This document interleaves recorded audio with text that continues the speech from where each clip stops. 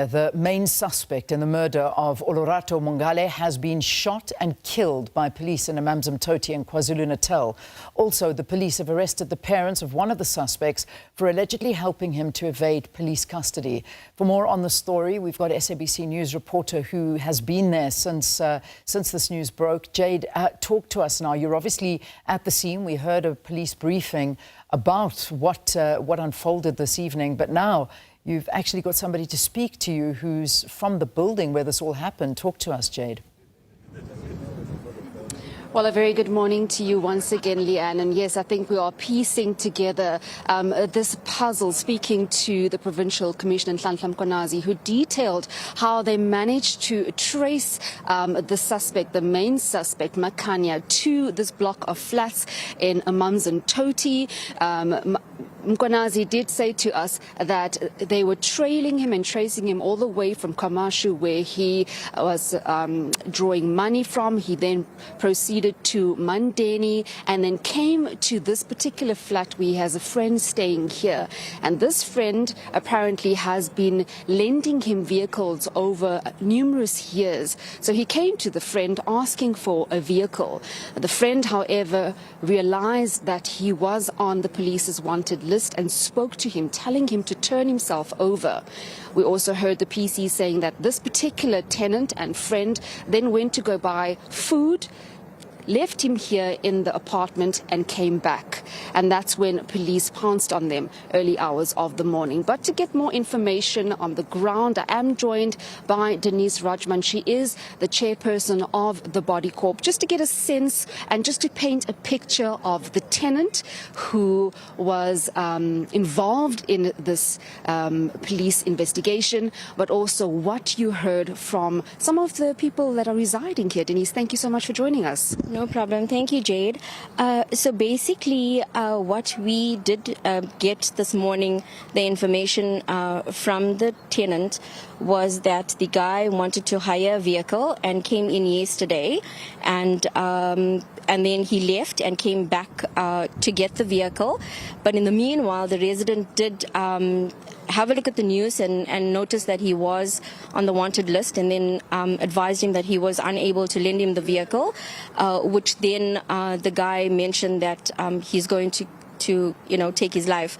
And the guy said to him, don't do that. Let's just work something out and try to calm him down. And that was the story that I had received from the resident.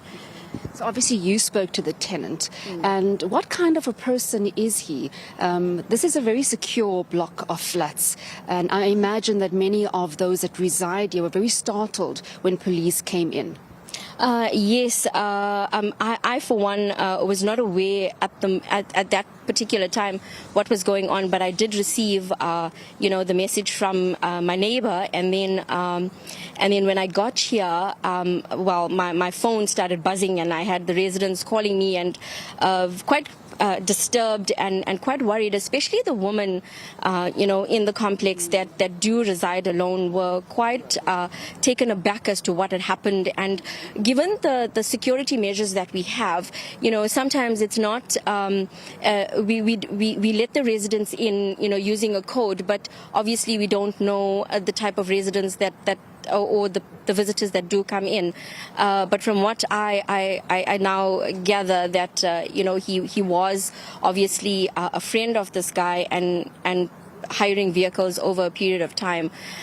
So obviously at this point in time, we have to relook at security measures in the complex once again. And I actually saw you speaking to the tenant, and he has been complying with police. They took his statement down this morning as well.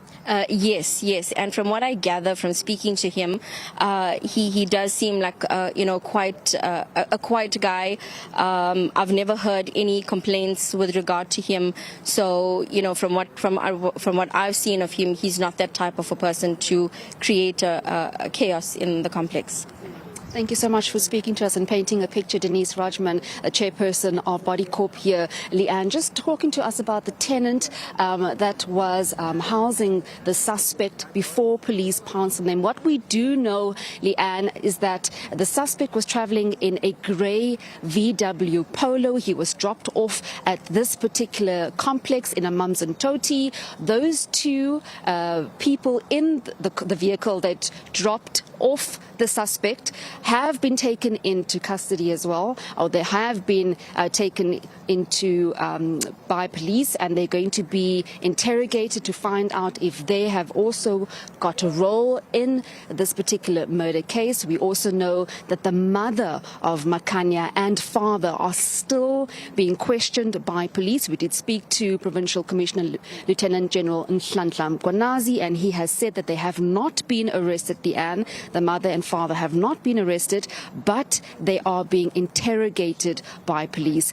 The PC also giving us information there that the mother of Makhanya, this main suspect, allegedly tipped him off, telling him that police are looking for him when they came to the house. So all of this transpired in that media briefing that we had this morning. At the moment, 2 suspects are still at large, Ngubane as well as Ntamkulu. But we will be keeping the public up to speed with all developments on the ground. We do know that police are launching and have been launching a manhunt throughout the course of the week, trying to tail these suspects who are still at large. Leanne. Jayed, thanks for keeping an eye on the story for us.